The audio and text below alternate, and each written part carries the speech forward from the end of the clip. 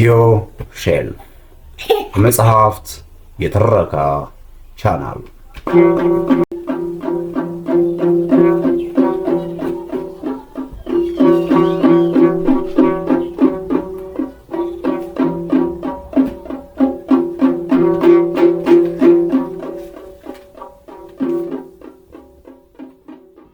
ህልም ማየት ስጀምር ነብይ ሆንኩ መሰለኝ።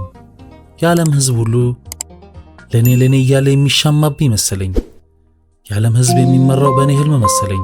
በተለይም አንድ ጓደኛዬ የግል ጸሐፊ አለችኝ። እኔ ሳረፍድ ትፈርምልኛለች፣ ባለ ጉዳዮችን ታስተናግድልኛለች፣ የምጽፈውን እያነበበች አስተያየት ትጽፍልኛለች። በዚህም ላይ ትወደኛለች። ልክ እንደ ፍቅረኛዬ ናት። ትቀናለች፣ ታስቀናለች ብሎ ከነገረኝ በኋላ አብራኝ ያለችዋ ልጅ በሚስጥር የተቀጠረችልኝ ጸሐፊ መሰለችኝ። ከዚያች ዕለት በኋላ የግል ጸሐፊ የሆነች መሰለኝ። በመጀመሪያ ያየሁት ህልም ይህ ነው። ወደ አንድ ጫካ የሚወስድ መንገድ አለ። መንገዱ ላይ ሳንቲሞች ወድቀዋል። እኒህን ሳንቲሞች የሚጠብቅ ማማ ላይ የቆመ አንድ ወታደር አለ። እሱን ያየሁት ሳንቲሞቹን ካነሳኋቸው በኋላ ነው። ቁጭ አድርግ፣ የተለወጡ ናቸው ይለኛል። የድሮዎቹ ሳንቲሞች መሆናቸው ነው። ሳንቲሞቹን ቁጭ አድርጌ መንገዴን ስቀጥል አንድ ቤተክርስቲያን አገኘው። ደረጃው ላይ ጠጅ ይሸጣል። ጠጅ ቀጂው ራሱን ተላሽቷል። ውስጥ እየተቀደሰ እሱ ጠጅ ይቀዳል። እኔ ስገባ ብርጭቆ አቀረበልኝ እና ሊቀዳልኝ ሲል ጠጁ ብርጭቆ ውስጥ አልገባ ይለዋል። ሌላ ብርሌ ያመጣል። ጠጁ በደንብ ይቀዳለታል። እንዳጋጣሚ ደውሉ ሲደወል ተነሳው። ግና የምሰማው ድምፅ አጠገቤ ካለው ቤተክርስቲያን መሆኑ ቀርቶ ከሌላ አካባቢ ይሆናል እና ድምፁን ተከትዬ ዞር ስል በስተ ምዕራብ አንድ ቤተክርስቲያን አያለው። ከዚያ የሚወጣውን ዜማ እየሰማው ወደዚያ ሲሄድ ጠጅ ቀጁ ተከትሎ ይዘኛል። ነገር ግን አንድ ክቡር ዘበኛ ሊያስለቅቀኝ ሲታገል ከእንቅልፌ ነቃው። ከዚያ በኋላ የማየውን ህልምና የምሰራውን ሥራ ትልቅ ግምት ውስጥ አስገባሁት።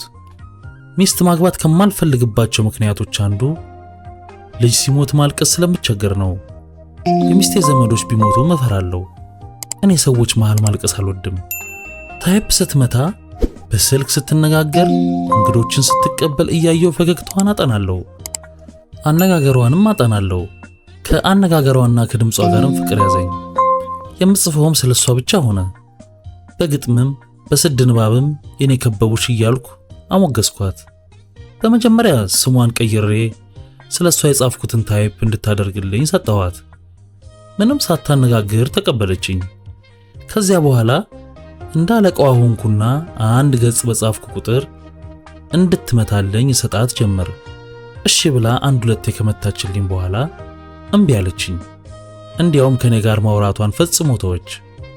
በሚስጥር የሚሰራውን በይፋ ስላደረኩት ነው ብዬ ለወደፊቱ ጥንቃቄ ለማድረግ ጣርኩ።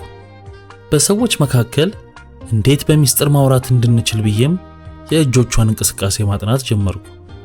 የጽሑፍ መሰረዣ ቀለሟን አንዴ ታስቀምጠዋለች፣ አንዴ ትፈነግለዋለች፣ አንዴ ትደብቀዋለች፣ አንዴ በጋዜጣ ትሸፍነዋለች፣ አንዴ ሁለቱን በተርታ ታቆማቸዋለች። የዚህን ፍቺ ለማወቅ ብዙ ጣርኩ። በሚስጥር የተቀጠረችልኝ ስለሆነች በሚስጥር ልታሰለጥለኝ ነው ብዬ ስላሰብኩ ለነገሩ ክብደት ሰጠሁት።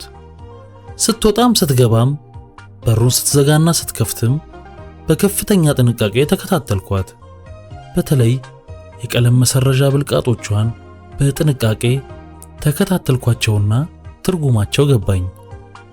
አንዱን ብቻ ፊት ለፊት ስታቆመው እደጅ አንዲት ሴት ተጠብቃለች ማለት ነው። ሴቷን ከፈለኳት ወጥቼ መሄድ አለብኝ። ስትፈነግለው አመለጠች ማለት ነው። ሁለቱን ጎን ለጎን ስታቆማቸው አብረን እንሄዳለን ማለቷ ነው። ላያቸው ላይ ጋዜጣ ከጫነችባቸው ወይንም ሰወር ወዳለ ቦታ ላይ ካስቀመጠቻቸው በድብቅ ማለት ነው። እና በእነዚህ ምልክቶች እየተመራው ስትወጣ ተከትያ ትወጣለሁ። ምን ስትለኝ ሻይን ጠጣ ብዬ ነው እላታለሁ። አልፈልግም ትለኛለች። ሰዓቱን የማወቂያ ዘዴ አለመኖሩ ነው እላለሁ። ከዚያ በኋላ በስልክ ስታወራ ሆን ብዬ አዳምጣታለሁ። እኔን ካኮረፈችኝ በኋላ ከሁለቱ የክፍል ባልደረቦቻችን ጋር የማያልቅ ጓደኝነት ጀመረች። በተለይ ከወጣቱ ተቀናቃኝ ጋር ሸርክ ሆኑ። ሰይድ ይባላል። ስታወራው ውላ ስታወራው ብታድር አይሰለቻትም። በኋላ ጥርጣሬ ገባኝ። አይወደኝም ወይም አያቀርበኝም ብላ ለበላይ ሪፖርት ብታደርግ ያለ ጸሐፊ መቅረት አይደል? ለቡና ቤት ሴቶች ገንዘቤን ከማውጣት ወይንም በየጊዜው የማላውቃቸውን ሴቶች ከመለማመጥ ጸሐፊን እጅ ባደርግ አይሻልም? እኔን ሞኝ አድርጋ ሌላ ፍቅረኛ ብትይዝ ሰው ሊስቅብኝ አይደል? አሁን እንቅጩን የመንገሪያ ጊዜ መጣ። እወድሻለሁ ብዬ የፍቅር መጽሐፍትን ጥቃቅሼ 10 ገጽ ደብዳቤ ጻፍኩላት። ደብዳቤውን ካነበበች በኋላ ሁለተኛ ብታናገረኝ ወየውልህ አለችኝ። ቀጥላም ለመሆኑ የኔን ማንነት ታውቃለህ አለችኝ። አሁን ብላት ሚስጥር ያወጣል ልትለኝ ነው። አላውቅም ብላት ሞኝ ልትለኝ ነው። እሷንም እንደኔ መፈናፈኛ ለማሳጣት እነ ሰይድስ ያውቃሉ አልኳት። ስለ እነሱ ምን አገባህ አለችኝ። እንደማያገባኝ ታያለሽ አልኳት። የዚህን ጊዜ ግራ ገባት። ሳትወድ በግድ በሚስጥር ማውራት ጀመረች። በነጋታው የሐዘን ልብስ ለብሳ መጣች። የጎረቤት ባሏ የሞተባት ሴት አለች። መጀመሪያ እሷን ወዳጅ አድርግና በኋላ ወደ እኔ ትሸጋገራለህ ማለቷ ነው። ይሄ ደንብ ነው። ሴቶች ለጸሐፊነት ሲቀጠሩ የራሳቸውን ተዋራጅ ይፈጥራሉ። ትንሿን ያልተወዳጀ ትልቋን አያገኝም። ራሳቸውን ትልቅ ለማድረግ ነው እንደዚህ የሚያደርጉ። እኔም ለሰይድ የማወራ መስዬ ጎረቤቴን የማልወዳትና ጠበኞች መሆናችንን ገለጽኩላት። ከዚያ በኋላ የለ ስራ ጀመርን። እሷ መጀመሪያ ጎረቤትህን ስትል እኔ መጀመሪያ አንቺን እላለሁ ብዬ የሐዘን ልብሷን አስወለኳት።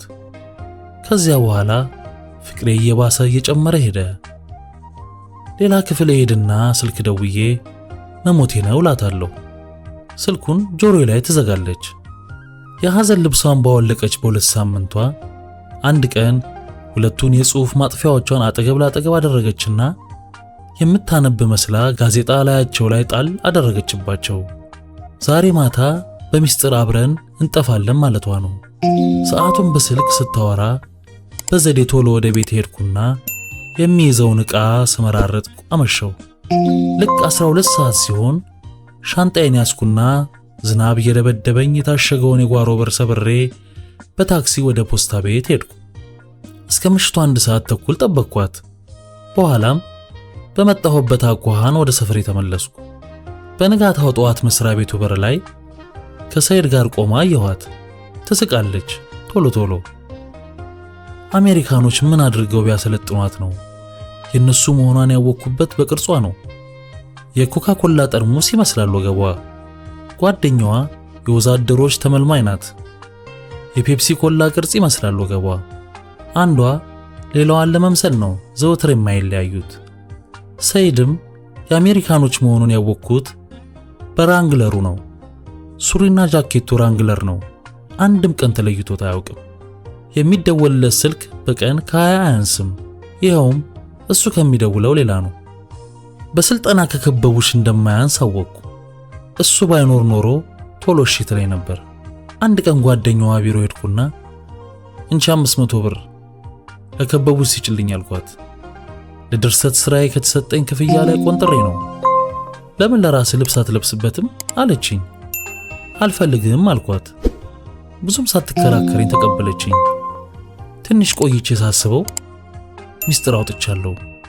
ተመልሼ ሄድኩና እንድትመልስልኝ ጠየቅኳት። ምንም ሳትከራከር ሰጠችኝ። በፊት ባሰብኩት ስጦታ ላይ 200 ብር አክዬ በንጋታው ጠዋት ቀደም ብዬ ወደ ቢሮ ገባሁና 500 ብር በፖስታ አሽጌ መሳቢያው ውስጥ አስቀመጥኩላት። እስክትመጣ ጠበቅኳት። በመጀመሪያ ፖስታውን ስታይ ደነገጠች። ውስጡ ያለውን ገንዘብ ካየች በኋላ ደግሞ ሳቅ ሳቅ አላት። ጠረጴዛውን ተከልላ ቆጠረችና የማን ነው ብላ ሳትጠይቅ ቦርሳዋ ውስጥ ከተተችው። ይሄኔ አይት ታደረኳትና ፈገግታ ለግሻት ወደ ሻይ ቤት ሄድኩ። ገንዘቡን ከበላች በኋላም አልተለወጠችም። ከዚያ በኋላ ጓደኛዬን መርገብ ጀመርኩ። ጸሐፊ የሚሉት ነገር አምጥቶ እሱን የተጫወተብኝ። እሱም ሊክሰኝ ያሰበ ይመስል አንድ ቀን ወደ 10 ሰዓት ገደማ ቢሮ የመጣና ይዞኝ ወጥቶ አብረን አመሸን። ኮካኮላ ሲጋብዘኝ በሚስጥር እሷ ጋር ሊወስደኝ መሆኑ ገባኝ።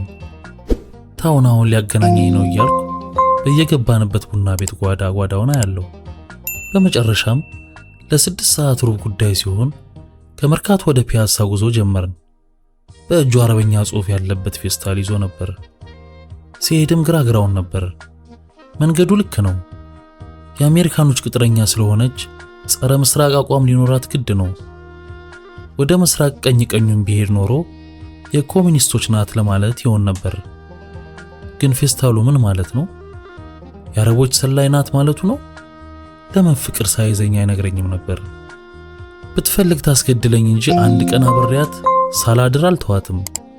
ያለ ነገር ሰይድን አልወደደችውም ብዬ አሰብኩ። ጓደኛዬ በስልጣኔ በላይዋ ባይሆን ኖሮ ከሱ ጋር ላገናኘሽ ነው ሲላት እሺ አትለውም ነበር። አፓርታማው አጠገብ ልንደርስ ስንል ቆሞ የነበረ አንድ መኪና ተፈትልኮ ሄደ። ተመልከት። በመንግስት መኪና ሴት ሊጭኑበት ሲለኝ በአንድ ጊዜ ተገረምኩም ተናደድኩም። የተገረምኩት ደግሞ ከሩቅ የመንግስት መኪና መሆኑን ጓደኛዬ በማወቁ ነው። እየተከታተሉ ከሩቅ ወሬ የሚነግሩት ሰዎች አሉ ብዬ ተገረምኩ። ልክ እሷ ቤት አጠገብ ስንደርስ ለ6 ሰዓት 5 ጉዳይ ሆነ። ቶሎ ብሎ ወደ አንዲት አነስተኛ ቡና ቤት ጎራ አለ። ቤቱ ጓዳ የለውም። ከበቡሽን እንደማላገኛት ገባኝ እና አልጋ ይዤ ከአንዲት ሴተኛ አዳሪ ጋር አደርኩ። በሚቀጥለው ሳምንት የከበቡሽ ጠባይ በድንገት ተለወጠ። ስታየኝ ሳቅ ትላለች። በድንገት ጸሐፊ መሆኗን አምና የተቀበለች መሰለኝ። ከበላይ አካል ግሳጼ የደረሰባትም መሰለኝ። ወረቀት ወለል ላይ ስትጥል ቶሎ ወጣ አላለሁ። አንዲት ነጭ ሴት አገኛለሁ። ካርቦን ስትጥል ደግሞ አፍሪካውያን ሴቶች አገኛለሁ። ለነሰይድማ በስልክ ነው የምታገናኛቸው። ነጮችን ማየት ከጀመርኩ በኋላ ለሷ የነበረኝ ፍቅር ቀነሰ። አንዲት ነጭ ፍቅረኛ ይዤ ወደ ውጭ ሀገር ሄዳለሁ አልኩ። ጎረቤቴ ደግሞ ጧት ነጭ ሳህን መውጫችን ላይ ታስቀምጥ ጀመረ። ከዚያ በኋላ ኒቫ የተባሉት መኪናዎች አብረው ሲሄዱ አየው። ጎረቤትህን ያዝና የሞስኮቭ ሴት እንስጥ ማለት ነው። ጎረቤቴ ለኮሙኒስቶች እንደምትሰራ አወቅኩ። አረ ለመሆኑ አንተ ማነህ? ኮሙኒስቶችና አሜሪካኖች የሚሻሙብህ ብሎ ለሚጠይቅ መልሴ ህልመኛው ነው። ለብዙ ዓመታት እንደ ግንድ ስጋደም ከኖርኩ በኋላ በድንገት ህልመኛው ሆንኩ። በየሌሊቱ የወደፊቱን የሚጠቁም ህልም ያለማቋረጥ ያለው። ይህንን በሳተላይት የደረሱበት አሜሪካኖች ናቸው። ይህ ከታወቀ በኋላ ከበርቴ ሴቶች ለዝና፣ ፖለቲከኞች ለፖለቲካ መጠቀሚያ የሚፈልጉት ከበርቴ ሆንኩኝ።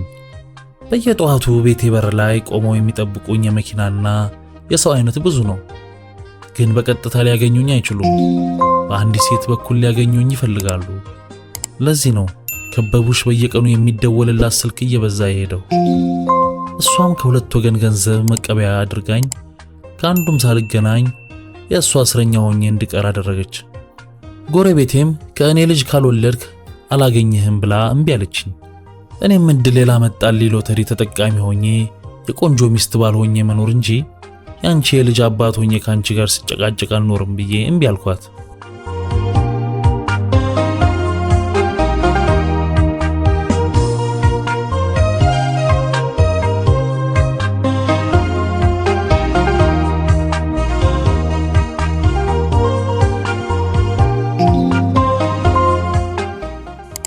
ከበቡሽ ፊቷን በድንገት ያዞረችልኝ ከብዙ ሀገር ዜጎች ስለሚደውልላት መሆኑ ገባኝ።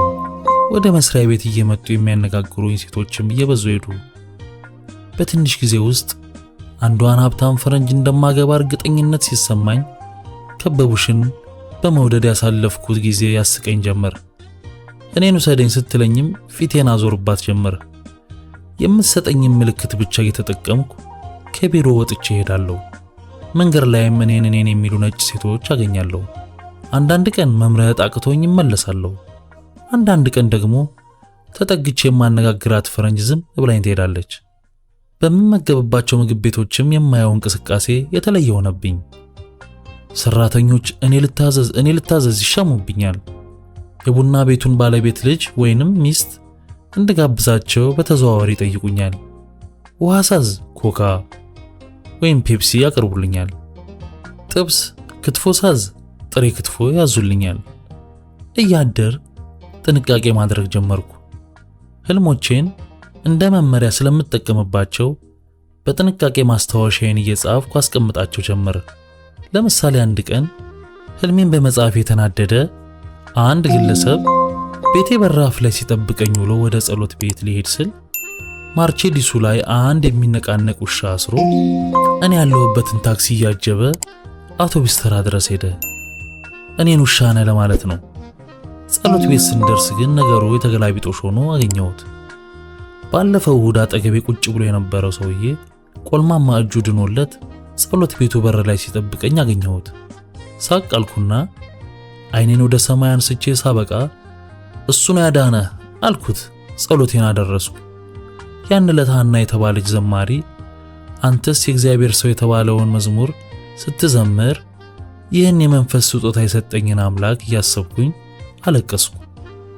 ሐናን እወዳታለሁ። ከጸሎት መልስ ከመዘምራኖቹ አንዱን ጠርቼ ሐናን ቢድሩልኝ የማልቃወም መሆኔን ነገርኩት። መንገድ ላይ ድሮ የማውቀው አንድ ሰው ያለቃ ገብረሐናን ተረተረተብኝ። ሚስታቸው ውሃ ልትቀዳ ሄዳ ግማሹን አፍሳ ጎዶሎን እንስራ ይዛ ስትመጣ አይተው በዱላ ተጋተሯት። የተዋት እንጂ ደግሞ ለውሃ ቢሏቸው ቅባኑ ግን ቢሆን ይኸው ነው አለኝ። የዚህ ሚስጥር ስመራመር እንደ ጎዶሎን ስራ ሳትንቦጫቦጭ መንፈሳዊውን ወይንም ስጋዊውን ጎዳና ተከትለ ሂድ ማለቱ ነው አልኩኝ። ምርጫው ግን አስቸጋሪ ሆነብኝ። ስጋዊውን በመርጥ ህልም ማየቴ ይቋረጣል ብዬ ሰጋው። መንፈሳዊውን በመርጥ ደግሞ ሴቶች ሊቀሩብኝ ነው። የዓለም ሴቶች እየተረባረቡብኝ እንዴት ያለ አንድ ሚስት ልቀር? ስልክ ደውላ አንዲት ስዊድናዊት ሴት መጣችልኝ። አንዲት ስዊድናዊት ሴት መስሪያ ቤቴ በር ድረስ በእግሯ ሰተት ብላ መጣ። አገባታለሁ ብዬ ቆርጬ ተከተልኳት። ግን ቋንቋ ለቋንቋ ሳንግባባ ቀረን። ከላይ እስከ ታች ቀይ ነበር የለበሰችው። ኮሚኒስቶች ናቸው የላኩልኝ ብዬ አሰብኩ። ለድሆች እዘንላቸው ፔፕሲን ምረጥ ማለቱ ነው ብዬ አሰብኩ። ከበቡሽ ነጭ ወረቀት ስትጥል ነበር የወጣሁት። ወደ ቢሮዬ ስመለስ ጓድ መሐሪ ስልክ ይዞ በእንግሊዘኛ ሲነጋገር ደረስኩ።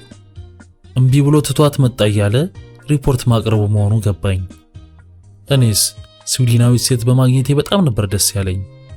ወደ ሀገሯ ይዛኝ ሄዳ አንድ ጸጥተኛ ግቢ ውስጥ ቁጭ ብዬ ህልሜን እያየው እኖራለሁ ብዬ አስቤ ነበር።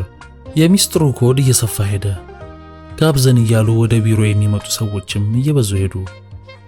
ለአንድ እንግዳ ቡና እየጋበዝኩ እንደው በስልክም በሳተላይትም ተሯሩጠው አንድ ፈረንጅ ይልኩለታል። ሻይ የጋበዝኩት እንደው ከመስሪያ ቤት ወይንም ከመንገድ ወይም ከመኖሪያ ቤት አንዷን አበሻ ጠልፈው ያመጡለታል። እሱን የፈቀደ ከተባለ ሴቶች እምቢ አይሉም። እንዲያውም አብዛኞቹ ሴቶች ወንድ ሲያምራቸው ሻይ ግዛልን፣ የፈረንጅ ወዳጅ ሲፈልጉ ቡና ግዛልን እያሉ ያስቸግሩኛል። እኔም ከላይ የተሰጠኝን ስጦታ ላለመበላሸት ሁሉንም በትህትና አስተናግዳለሁ። ጉራጌዎች ትህትና የኑሮ መሰረት መሆኑን አስቀድመው ያወቁ መሆናቸውን ያወቅኩባቸው እኔ ነኝ። ስለሆነም ከነሱ የተሻልኩ ትሁት ሆንኩ። ብቻ አንዳንዴ እናደዳለሁ። ለሌሎች ሰዎች አበሻ ከፈረንጅ እያገናኘው እኔ ሁል ጊዜ ቁጭር አገኛለሁ። መጋበዙን ሁሉም ይጋብዘኛል፣ ግን ስከተላቸው እምቢ ይሉኛል። ታክሲ ውስጥ አጠገቤ ላለችው ሴት የምከፍል እኔ ነኝ። ግን ከወረድም በኋላ አብረን እንሂድ ስላት እሺ አትልም።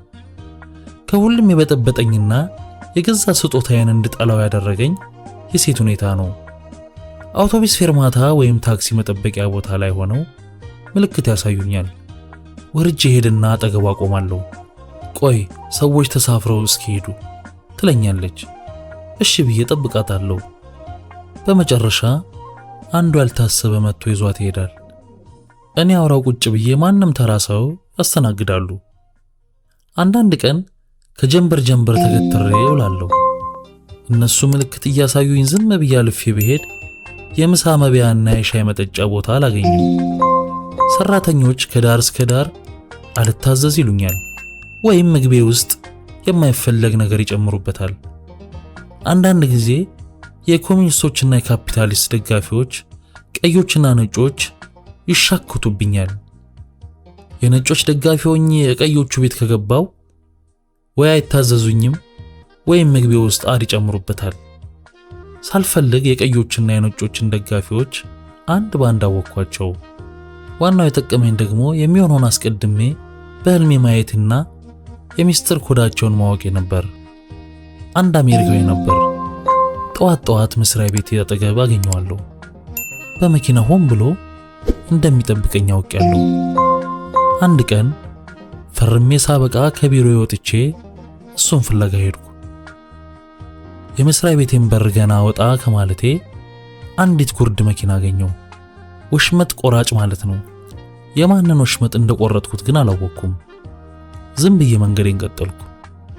ምልክት ለሚያሳዩኝ ሴቶችም አሁን አልፈልግም የሚል ምልክት እየሰጠው አለፍኳቸው።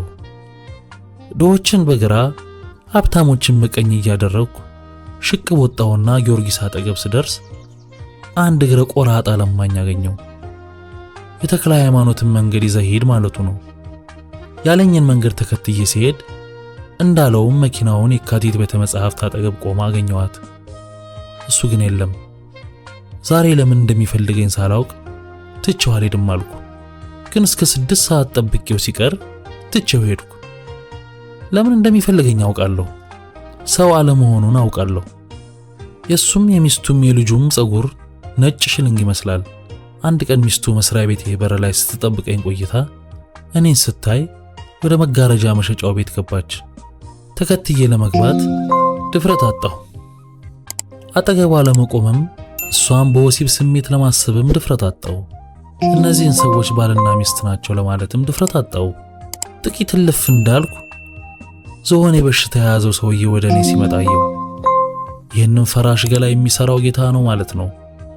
ለዚህ ነው ለካ እሱን ባየው ቀን ድሆች ክብብ የሚያደርጉኝ። የመኪናው ታርጋ ደግሞ 7 ነው። የምን ማለት መሆኑን እኔ ብቻ ነኝ የማውቀው። ስላሴ በ7 አይደል? ላይላዩን ግን ከበቡሽን ያስቀጠረልኝ የከበቡሽ ጌታ መሆኑን ነው የማውቀው። የኛ ሀገር ሰዎችን በዲፕሎማቲክ ደረጃ ግንኙነት መስርተው ነበር። የዲፕሎማቲክ ታርጋ ያላት 2 ቁጥር መኪናቸው በሄድኩበት ሁሉ ትከተለኝ ነበር።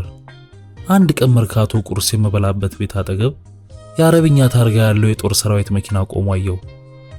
በመጀመሪያ ጥበቃ የሚያደርጉልኝ መሰለኝ። በቮይስ ኦፍ አሜሪካ በእንግሊዘኛው ፕሮግራም ሪታ ሼሊ አረቦች እንደ ነብይ እንደሚያዩኝ በፕሮግራሟ ስታሰራጭ ሰምቼ ነበር። ፕሮግራሟን ዘወትር ከታተለው ነበር። ወደ ቁርስ ቤት ስገባ አንዲት ኢራናዊት ሴት ቁጭ ብላለች። እኔን ስታይ ሳፊ ወተትና አንድ ዳቦ አዘዘች። የአሜሪካኖች ደጋፊ መሆኗ ነው። ሳፊ ወተት። አንድ የሷ ወገን ሂሳብ ተቀባዩ አጠገብ ቆሟል። ና አስተርጉምልን አለኝ። ግና አፌ ሁሉ ተያይዞ የምናገረው ጠፋብኝ። ቦዩ በተለምዶ ፉል አመጣልኝ። ስድብ መሆኑ ስለገባኝ መልሰው አልኩና ሳፊ ወተት አዘዝኩ። ዳቦ ግን አልበላሁም። ልጅቱ የወርቅ ጫማ ስላደረገች የእመቤታችን ተምሳሌት ናት ብዬ አሰብኩ። ጸጉሯ በቀጭኑ ወርዶ ትከሻዋ ላይ አርፏል። ያለት ዳቦ በበላ ኖሮ ወይ ይዘውኝ ሄዱ ነበር ወይም አንዳች መቅሰፍት ላይ ይወርድ ነበር። በምሳ ሰዓት መስሪያ ቤቴ ውስጥ የሚወራው ስለነሱ ነበር። ኢራኖቹ 500 ምዕመናን ወደ ሳውዲ ቢልኩ ሳውዲዎች አናስተናግድም ብለው መለሷቸው አለ አንዱ እኔን እያየ። ባለ 500 ሺህ ብርዋን እመቤት እምቢ ብለህ መጣህ ማለቱ ነው። አስፈሪ ሰማያዊ ሰዎች ምድርን መውረራቸውን ባለማወቁ አዘንኩለት። ሚስጥር ላለማውጣትም ዝም አልኩ። በነጋታው እሁድ ነበር። እዚያው ቁርስ ቤት ውስጥ ሂሳብ ተቀባዩ አጠገብ አንድ ሴት ቁጭ ብላ ነበር። አበሻ ከመሆኗ በቀር በመልክ ከትናንቷ ሴት አታንስም። ጸጉሯም ትከሻዋ ላይ ይደርሳል። የደስደስ ያላትና ታይታ የማትጠገብ ናት። እስከ መቼ ሳፈር እኖራለሁ አልኩና ኮድ እንዳላስት ተጠንቅቄ ሻይና ዳቦ አዘዝኩላት። ከቁርስ ቤት ከወጣም በኋላ ሙታንቲ ገዛውላት። ቀጥሎ ዓለም ገና ወደ ተባለው ሆቴል ወስጄ ዱለት ገዛሁላት። እያጎረስኳትም በላች። ቀጥሎ ወደ ለገሃር ወሰድኩና ብሔራዊ ቲያትር ሲኒማ ጋበዝኳት። መብራቱ ሲጠፋ አንገት ለአንገት ተቃቅፈን ተሳሳምን። ሲኒማው ሲያበቃ ወደ ራስ ሆቴል ወሰድኩና ብራንዲ ጋበዝኳት። ቀጥሎ ወደ ፒያሳ ወሰድኩና ምሳና ስፕራይት ጋበዝኳት። ቀሪውን ጊዜ ፒያሳ ተኝተን ነው ያልነው። ወደ 12 ሰዓት ተኩል ገደማ ታክሲ ወደምትሳፈርበት ቦታ ሸኝቻት የአስመራ ልጅ መሆኗንና ግብፅ ሀገር 5 ዓመት ያሳለፈች መሆኗን ነገረችኝ። ለታክሲ 2 ብር ሰጠኋትና ካጠገቧ ከሄድኩ በኋላ ታክሲ ተክለ ሃይማኖት ስትል ሰማኋት። ለማኝ ማለት አይደለም ወይ ያልኩና ተመልሼ 5 ብር ሰጠኋት። እኔ እኮ ደግሞ እንደ ሴተኛ አዳሪ ገንዘብ ልከፍላት ነው ወይ ብዬ ነው ያልሰጠኋት። ቀን ፎቶዋን ሰጥታኝ ነበር። ሳስበው ባል ልታደርገኝ ነው ብዬ ሮጬ ሄድኩና ፎቶዋን መለስኩላት። እኔ ሚስት ለማድረግ የምፈልግ ያችን ባለ 7 ቁጥር ፈረንጅ ነው። ባሏ እንደዚያ እየተለማመጠኝ ሌላ ሴት አላገባም። አንድ በፈቃዱ የሚባል አብሮኝ ወደ ጸሎት ቤት ይሄድ የነበረ ጓደኛዬ አንድ ቀን ዳቦና ኮካ ጋብዤው አብረን ቆየን። የፍቅር ወለላ የተባለውን ድርሰቴንም ተውሶ አነበበ። በነጋታው ልክ በዚያው ሰዓት አንድ ኦፔል መኪና ሊገጨኝ እንደ ተዋጊ በሬ ተንደርድሮ መጣብኝ።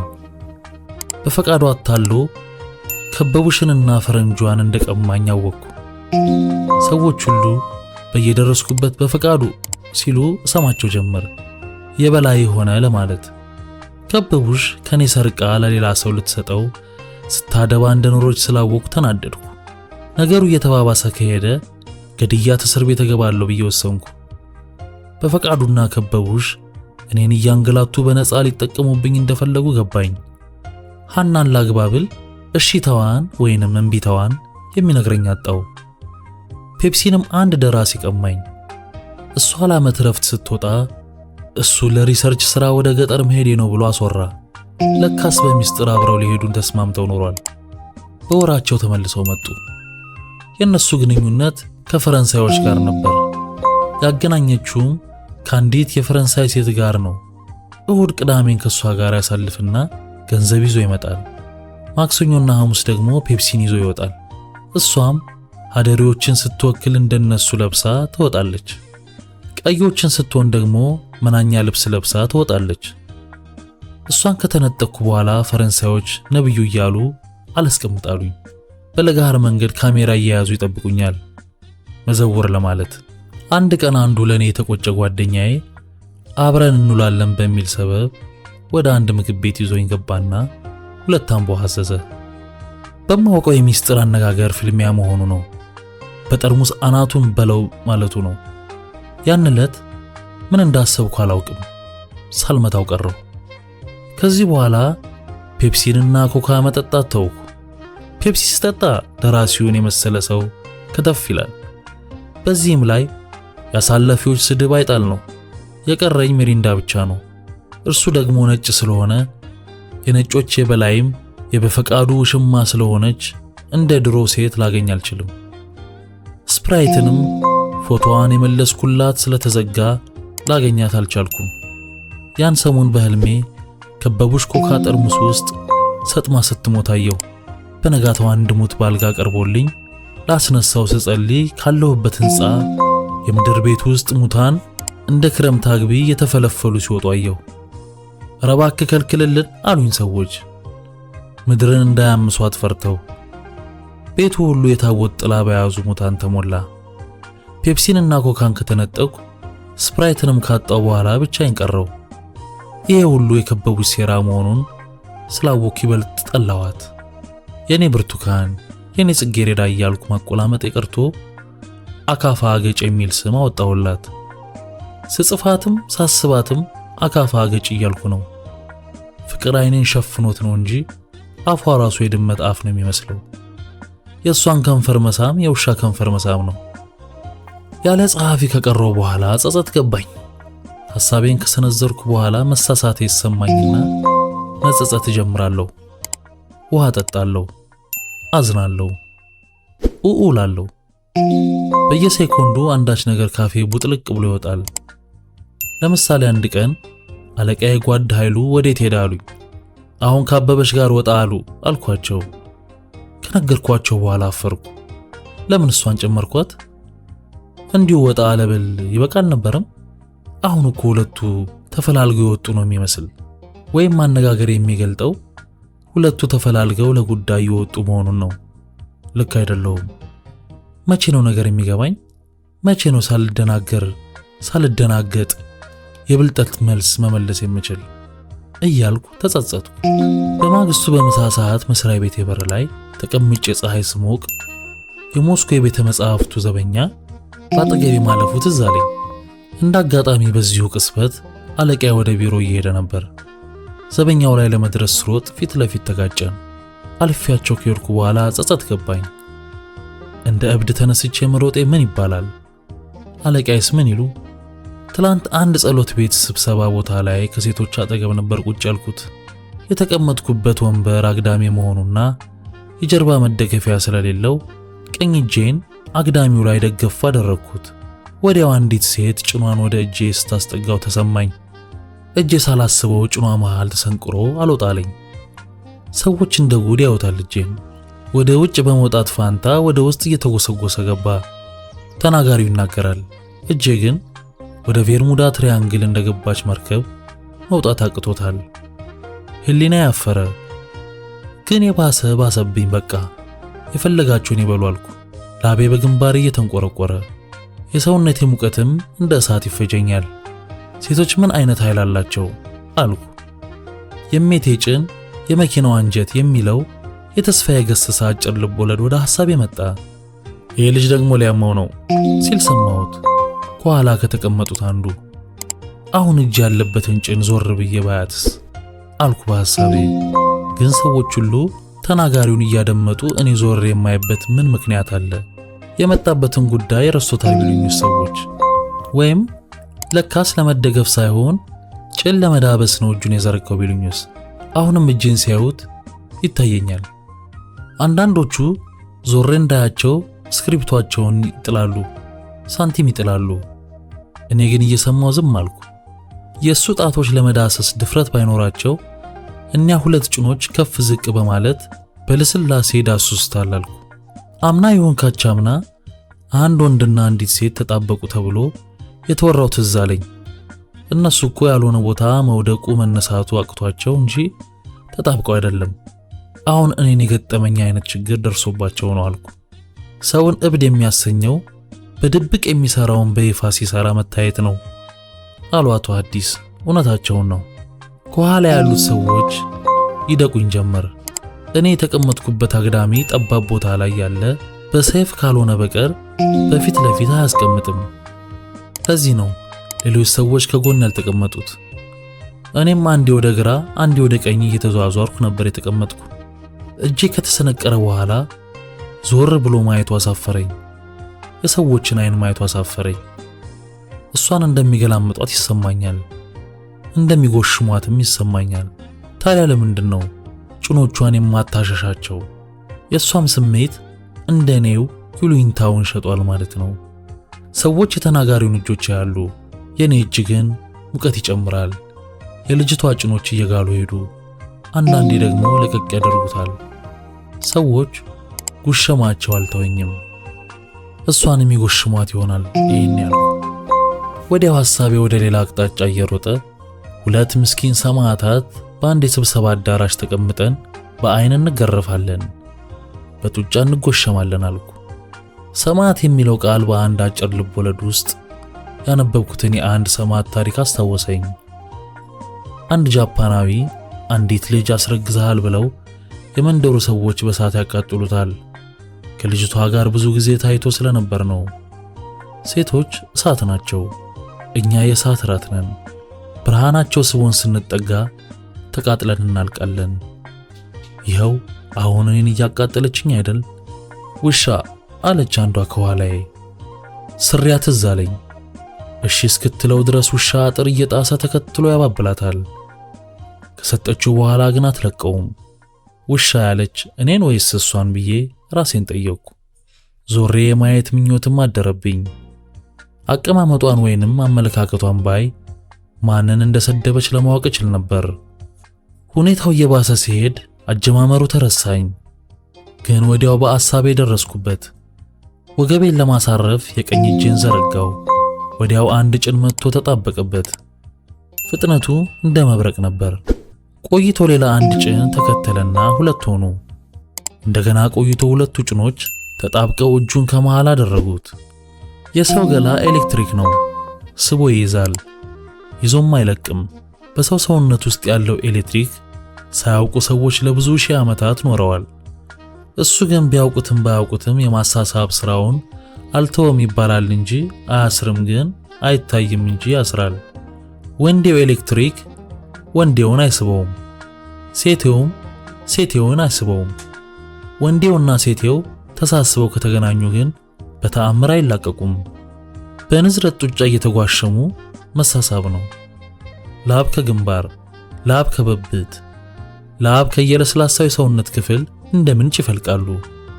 ወንድ አሰዳቢ፣ ሴት አሰዳቢ የሚሉ ቀጫጭን የሴት ድምጾች ይሰሙኛል። በልጅቷ መደዳ ሁሉም ሴቶች ናቸው። ከፊት ለፊት ግን ወንዶችም አሉ። እሷ ጭኗን ብትከላው እኮ እኔም እጄን አነሳው ነበር አልኩ። ግን እሷም በወንድ ኤሌክትሪክ መያዙ አገባኝ። ኤሌክትሪክ ጉሽሚያ፣ ስድብ አይፈራ። መያዝ መያዝ፣ መተው መተው ነው። የሱ ሕግ አስቀድሞ አለመደራረስ ነው። ምን ነው ለማኞቹ እንኳ ይወሉ የለ አለ አንድ ቀጭን ድምጽ ከኋላ በኩል። እኔ ከሴቶች ጋር የምነካካቸው ቦታዎች ብዙ ናቸው። አውቶቡስ ውስጥ፣ ታክሲ ውስጥ፣ ሲኒማ ቤት ውስጥ፣ በተለይ ሲኒማ ቤት ውስጥ ሴቶች ትኩሳት አምጣታቸውን እንዳሳረፉብኝ ነው። ድምጿን አጥፍታ መጣ ትክል ስትልብኝ መጣቻች ኤሌክትሪካ ጣትላለሁ። በተለይም እኔ ላይ ትበረታለች። ገና መብራት ከመጥፋቱ አንዲት ቢራቢሮ መሳይ ጣት መጥታ ቁጭ ትልብኛለች። ሴቶች አፋቸው እንደ ጣታቸው ፈጣን ብትሆን ኖሮ የመለማመን ጉዳይ አይኖርም ነበር እላለሁ። ወንዶች ሴቶችን ፍየል አፍ ብለው ባልሆነ ስም ይጠሯቸዋል። ለመሆኑ እንደ ሴቶች ዝግ ያላል እንዴ? ቀድሞ አንሶላ ያልተጋፈፉትን ወንድ ያናግራሉ እንዴ? አንድ ቤት ውስጥ አብረው 10 ዓመት ቢዘጉባቸውም እፈልግሃለሁ የሚለው ቃል መጀመሪያ ከነሱ አፍ አይወጣም። ሴቶች ለፍላፊ የሚመስሉ ለማዳ ከሆኑ በኋላ ነው። ሰዎች የተናጋሪውን አፍ ይመለከታሉ። የሁለቱ ሰማዕታት ግለታም ብሷል እንጂ አልቀለለም። እንደገና ሌላ ጣት ትከሻ ላይ ያረፈብኝ። የሷ ይሁን የሌላ አላወቅኩም። አንዴ ከፍ አንዴ ዝቅ እያለ ይጫወታል። ስብሰባው እስኪያበቃ ጨዋታውን አልተወም ነበር። ትላንት አንድ ቡና ቤት ገባውና እንዴት እንደምቀመጥ ግራ ገባኝ። ወደ ምስራቅ በግራ ልቀመጥ ብል የአሜሪካን ደጋፊ ልባል ነው። በቀኝ ብቀመጥ የኮሙኒስቶች ደጋፊ ብለው ሊጠሩኝ ነው። ወደ ሰሜን በቀኝ ልቀመጥ ብል ገንጣይ ልባል ሆነ። ዝም ብዬ መሃል ብቀመጥ መሃል ሰፋሪ ልባል ነው። እንዴት ማድረግ እንዳለብኝ ቆሜ ሳመነታ ቦዩ መጥቶ ወይ ተቀመጥ ወይ ውጣ አለኝ በድፍረት። ወደ ሰሜን ቁጭ አልኩ። ማታ የጎረቤታችን ውሻ ሲጮህ ውፋ ንፋ ይል ነበር። ሰው ሊሞት ነው ወይንም ለማይልሆን ነው ብዬ ሰጋው። ጠዋት ወደ ስራ ሲሄድ ኃይሉን መንገድ ላይ ያገኘሁት።